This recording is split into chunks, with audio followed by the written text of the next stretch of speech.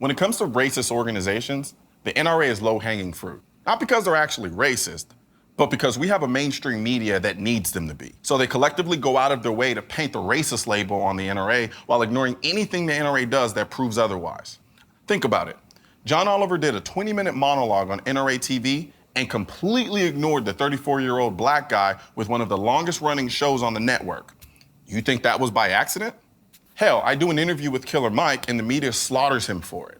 Next thing I know, I see them using the most disgusting race baiting imaginable to try to delegitimize his opinion. I cannot believe he has allowed himself to be a puppet for the NRA.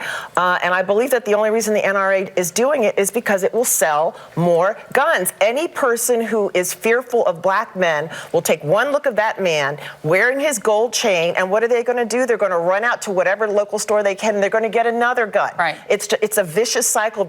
But when the NRA comes to the aid of a black person, these people are nowhere to be found.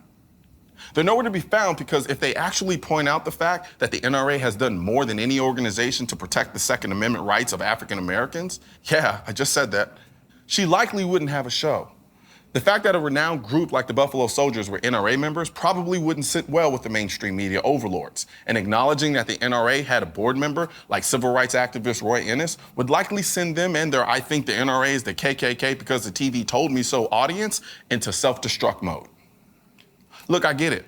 The media has been painting the NRA as the most racist group on the planet, but with just a little research, you'll soon realize the media hasn't exactly been honest about the NRA's history with black people.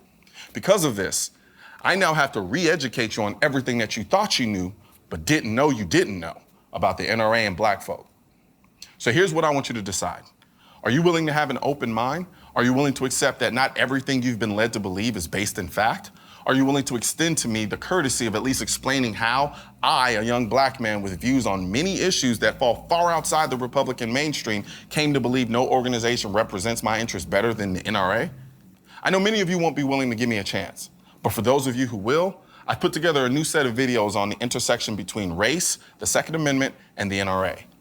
All I ask is that you watch.